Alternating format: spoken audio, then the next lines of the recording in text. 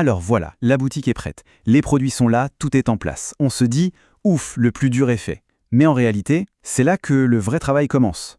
Comment on fait pour attirer les tout premiers clients? C'est vraiment ça l'étape qui fait passer une boutique d'un simple projet à une vraie entreprise qui tourne. Et ça, c'est vraiment la question qui tue. Est-ce qu'une boutique, même si elle est sublime, mais où personne ne met les pieds, est-ce que c'est juste un hobby qui coûte cher? C'est tout l'enjeu. Comment on passe de 0 visiteur à de vraies ventes? Allez, on regarde ça ensemble.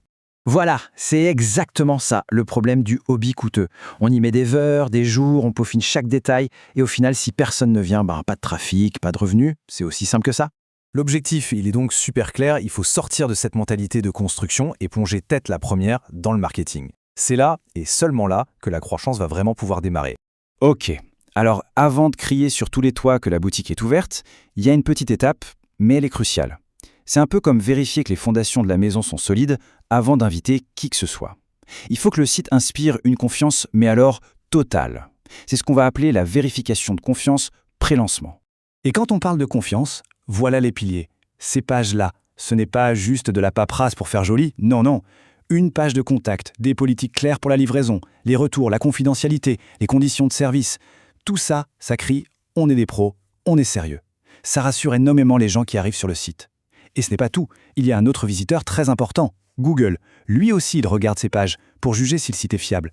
Si elle manque, c'est un énorme drapeau rouge, et pas seulement pour les clients. Bon, maintenant on va faire un petit jeu de rôle. On va se mettre dans la peau d'un client et faire tout le parcours. C'est simple, on ajoute un article au panier, on va jusqu'à la page de paiement, et là, on utilise le mode test de Shopify pour faire un faux achat. C'est super important de vérifier que les tarifs de livraison s'affichent bien comme il faut. Mais attention, le truc à ne surtout pas oublier, refaire tout ça sur un téléphone. Pourquoi? Parce que la plupart des gens achètent sur mobile aujourd'hui. Croyez-moi, il vaut 1000 fois mieux trouver un petit bug maintenant que de laisser un client frustré abandonner son panier plus tard. Voilà, la boutique est testée, elle est solide, elle inspire confiance. C'est bon, on peut enfin ouvrir les portes en grand et le crier au monde entier. C'est le coup d'envoi du lancement marketing. Pour le lancement, il y a 2 écoles, 2 mentalités. D'un côté, l'approche proactive, on prend les devants, on envoie un email à tous ses contacts, on chauffe un peu l'ambiance sur les réseaux sociaux. Et de l'autre, l'approche passive. C'est un peu le « on verra bien, on attend que les gens tombent dessus par magie ». Bon, soyons clairs, au tout début, il n'y a pas vraiment de débat. Il faut être proactif, à 100%.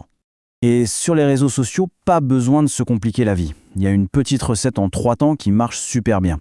D'abord, un petit teaser, juste pour piquer la curiosité. Ensuite, on montre un peu les coulisses, l'histoire derrière le projet, pour créer une connexion. Et enfin, le grand final, l'annonce officielle avec le lien vers la boutique. C'est une structure toute simple, mais redoutablement efficace. Et pour que cette annonce de lancement explose vraiment, il y a une petite astuce. Mettre un petit billet, même juste 20 ou 50 € en pub sur ce post, ça peut changer la donne. Ça permet de dépasser son cercle d'amis et d'abonnés pour aller toucher de toutes nouvelles personnes. L'impact peut être énorme pour un si petit investissement. Bon, le lancement est passé, les premiers visiteurs sont arrivés, c'est super. Mais maintenant, la question c'est comment on fait pour que ça continue? Comment faire en sorte que des clients trouvent la boutique tout seuls, sur le long terme, sans qu'on ait à pousser à chaque fois? La réponse, elle tient en 3 lettres. SEO. Le SEO, ou référencement naturel, qu'est-ce que c'est au fond? C'est tout simplement l'art de parler le langage de Google. C'est faire en sorte que quand quelqu'un tape une recherche qui correspond à vos produits, hop, c'est votre boutique qui apparaît. Le but du jeu, c'est d'attirer du trafic super qualifié, des gens qui cherchent exactement ce que vous vendez, et tout ça gratuitement. Et pourquoi on s'embête avec ça? C'est simple. Être en première page de Google, c'est comme avoir sa boutique sur les Champs-Élysées. On a du passage, des clics, des ventes.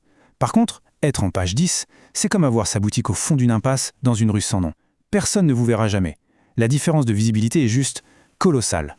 Du coup, c'est capital de poser les bonnes fondations SEO dès le début. C'est une petite checklist à faire, on optimise bien les titres et les métadescriptions de chaque page, on n'oublie pas le texte alternatif sur les images, c'est comme ça que Google comprend ce qu'il y a dessus, et bien sûr, on branche les 2 outils indispensables, Google Analytics, pour voir d'où vient le trafic, et Google Search Console, pour s'assurer que le site est en bonne santé aux yeux de Google.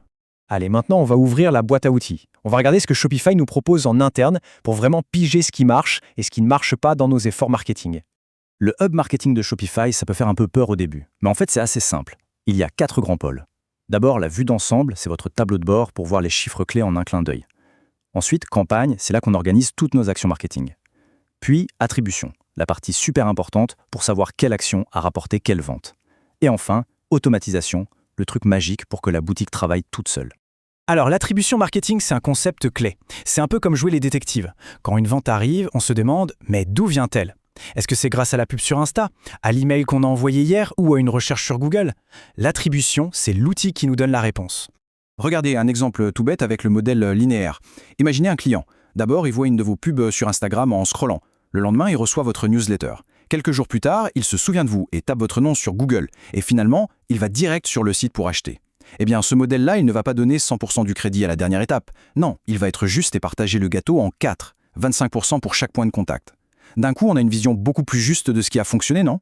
Et pour finir, il ne faut surtout pas sous-estimer la puissance des automatisations. Pensez-y, l'email de bienvenue qui part tout seul avec un petit code promo, le mail de relance pour un panier abandonné, ce sont comme des petits employés virtuels qui bossent pour vous 24 heures sur 24, 7 jours sur 7, même pendant que vous dormez. Alors, s'il y a une seule chose à retenir de tout ça, c'est cette idée. Il ne s'agit pas d'être partout, de tout faire en même temps, de s'épuiser. Non. La vraie clé, sur le long terme, c'est la régularité. Une petite action, faite de manière constante, battra toujours un gros effort intense, mais fait une seule fois. La constance l'emporte toujours. Alors, la seule vraie question à se poser maintenant, c'est par quelle petite étape on va commencer aujourd'hui ?